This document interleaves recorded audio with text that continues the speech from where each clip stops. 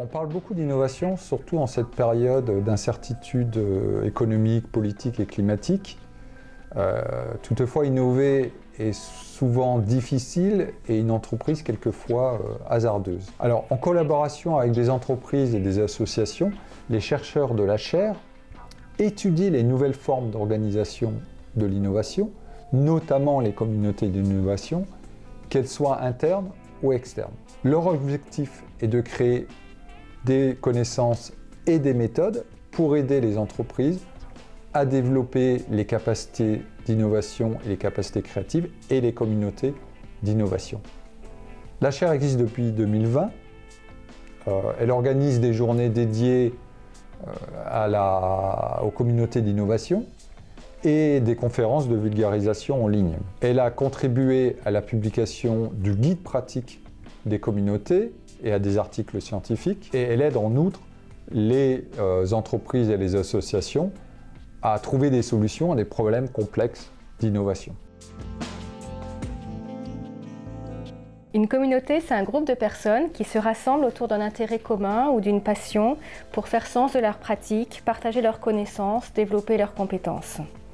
Une communauté peut émerger spontanément ou bien être pilotée si elle est au service, par exemple, d'un objectif d'entreprise, mais la participation, elle est toujours volontaire. Il y a des communautés de toutes sortes, dans tous les environnements. Elles peuvent être virtuelles ou se rencontrer physiquement.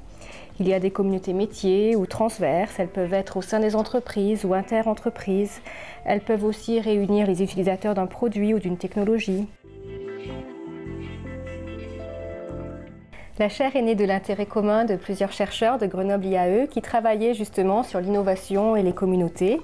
C'est aussi un lieu de rencontre qui nous permet de partager des expériences avec des entreprises, de réfléchir ensemble aux enjeux rencontrés par les entreprises.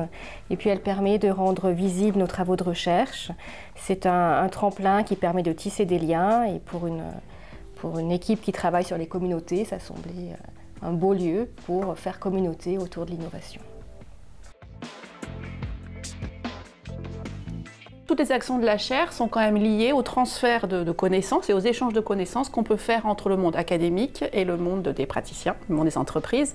Donc on peut les structurer autour de 3 grands thèmes. Le premier grand thème, c'est l'encadrement de thèse. Alors on a plusieurs objets de recherche, par exemple les communautés créatives en ligne, comment les animer, comment les gérer, quelles sont leurs spécificités. Le deuxième grand thème, c'est nos publications, qui sont soit sur des supports classiques, journaux, de recherche et aussi vulgarisés pour les praticiens. Et puis des vidéos, voilà, on a plusieurs supports pour nos publications. Et ces publications, elles portent particulièrement sur des questions qu'on s'est posées. En relation bien sûr à ce que nous ont dit les membres des communautés ou les gestionnaires de communautés. Souvent, en discutant avec les entreprises, on se rend compte qu'il y a des sujets qui nous interpellent, à la fois le monde académique et le monde des entreprises, et on essaie de travailler sur ces sujets ensemble. Voilà. Et le troisième grand thème